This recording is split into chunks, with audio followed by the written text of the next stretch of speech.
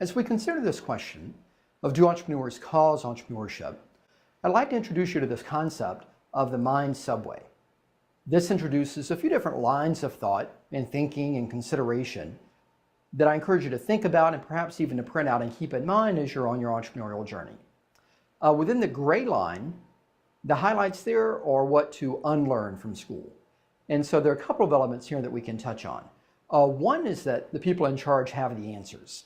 And I believe what you'll discover in entrepreneurship, and particularly if you're already practicing in your new venture, and that when you're doing something novel and doing something innovative, there's certainly value in trying new things and not relying on what's been done before, and not relying on others simply because they may have more experience or have more degrees or other credentials.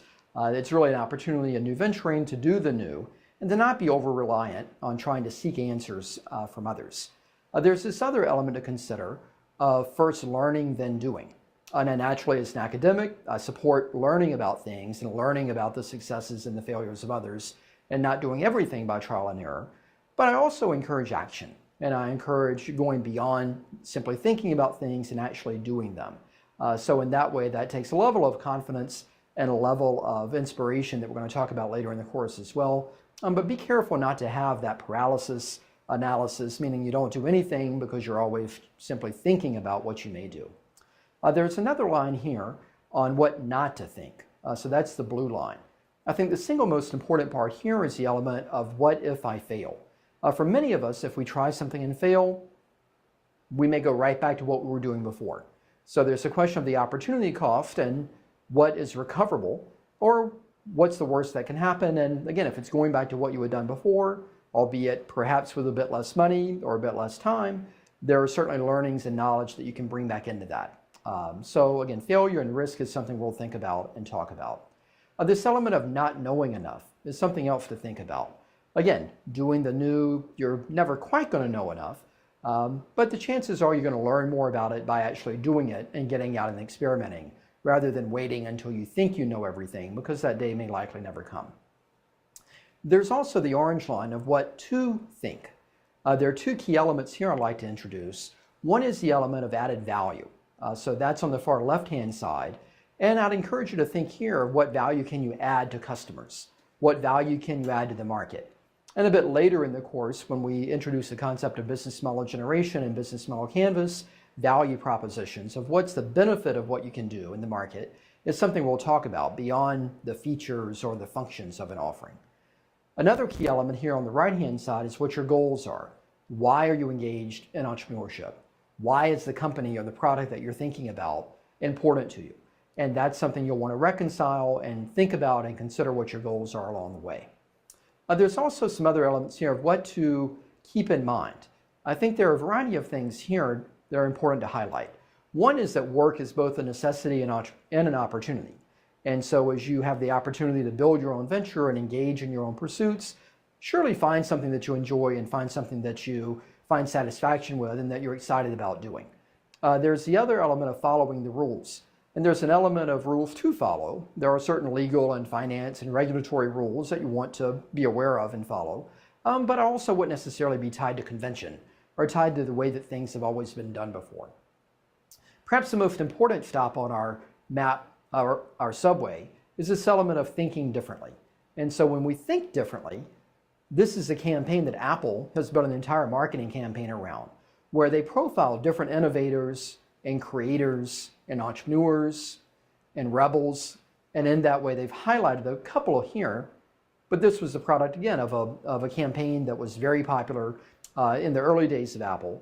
And there has really gone on to try and define it today as well. And so they highlighted individuals, Alfred Hitchcock and Miles Davis, Jim Henson, a Maryland grad. We also see other individuals here, Pablo Picasso, Amelia Earhart.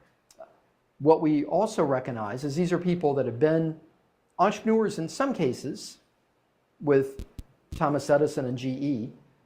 But what we also see is that these are people that challenged convention and did new and novel things. And so these are elements that we want you to think about and keep in mind as well. So when we look at entrepreneurship and we begin to kind of break down that term and think about the role of the entrepreneur in that, there's a question of what is the role entrepreneurs play. Market opportunities matter in entrepreneurship. Technology changes matter. There are a variety of role players in entrepreneurship, but I would argue that the entrepreneur is at the heart of the matter, and that without the entrepreneur, there's no entrepreneurship. And thereby, by understanding the entrepreneur, we can have a greater success as we individually pursue and develop our new venture concepts. And this is illustrated well when you look at how startup funding works. In the beginning, it is often you and you alone, or perhaps a co-founder or two. You may have some funding internally, and it may be a little bit of savings, it may be credit cards, it may be, again, a few $1,000s that you scrape together here and there, but it really is dependent on the entrepreneur and initially their relationships with friends and family that are the sources of their initial funding. Not to say that friends and family have millions of dollars to give you, but they may have thousands and maybe 10,000 or 20,000 collectively, and that's often the initial funding for your venture. From there it goes out to the element of raising some seed funding and perhaps venture funding and perhaps IPO down the road for a number of ventures. But the key element here is not so much of are you the type of company that's trying to go public or that's trying to raise venture capital. The emphasis here is more so on the front end to emphasize the role of the entrepreneur and the role of the relationships and the role of the individual in being able to secure funding for the venture, as well as to build buy-in and build relationships with suppliers and customers. And it, again, starts with the individual.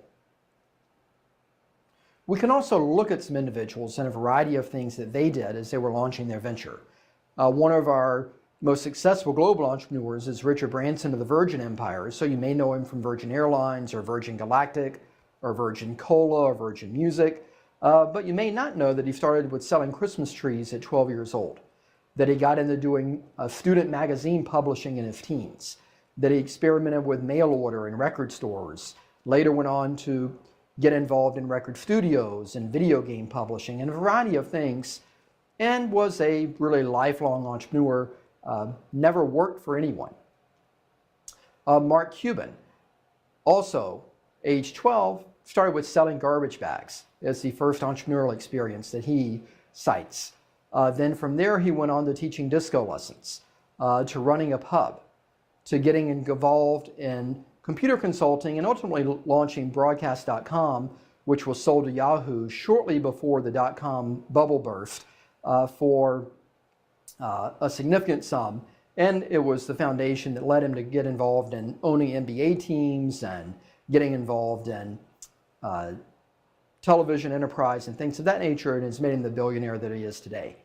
Sheldon Anderson, a casino mogul, started with newspapers and vending machines and windshield defroster spray. So again, a number of fairly unconventional and fairly basic things. Keep in mind that at his age, this was approximately 70 years ago, that he was doing these things and experimenting with these things before he went on to the casino empire that he has today.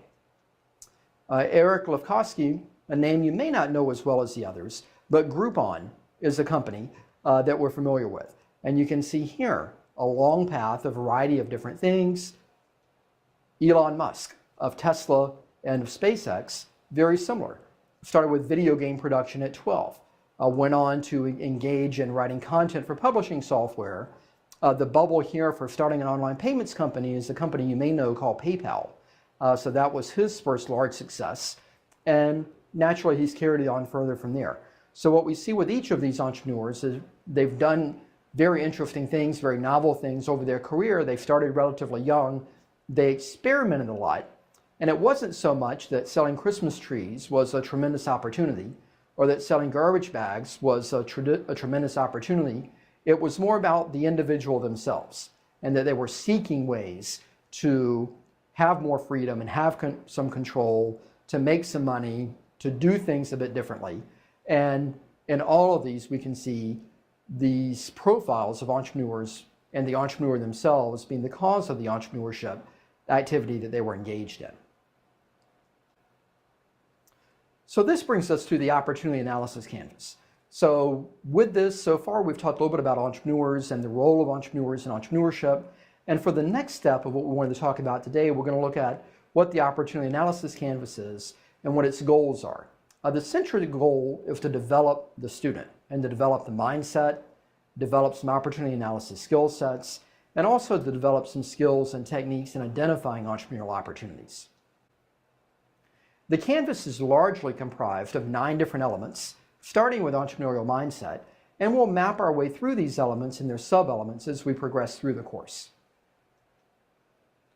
Where the canvas fits in the context of business models and business plans is important to highlight. On the far right-hand side, a business plan is something you've likely heard of or likely familiar with, and is something that we will talk a little bit about later in our program. The business model canvas is a tool that we'll introduce as a way to think about opportunities and to frame opportunities. Once you have a specific business idea in mind, the opportunity analysis canvas is a step before that, where we are working with you to try and go through and identify and frame ideas that you already have. So what we mean by that is you may be coming into the program with an idea and we'll help you evolve and expand and enhance that, or you may be coming in without an idea, and the canvas is helpful in framing those ideas and developing and testing and analyzing those ideas. And how we'll do that is we'll dive deep into each one of these elements, and starting with entrepreneurial mindset, we'll look at things like need for achievement and individualism versus collectivism. But we'll talk about control and focus and optimism. And we'll do that in a way that also lets you self-assess and do a bit of an internal study of what your factors are and relative measures are in each of these.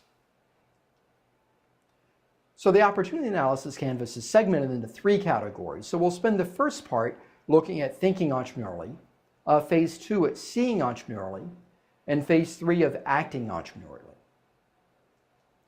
And so it's thereby we're going to segment the course into these 3 phases, where you have the opportunity to go in and do a deep dive into each of these and go through and apply these principles both to yourself as well as to some business ideas that we'll explore.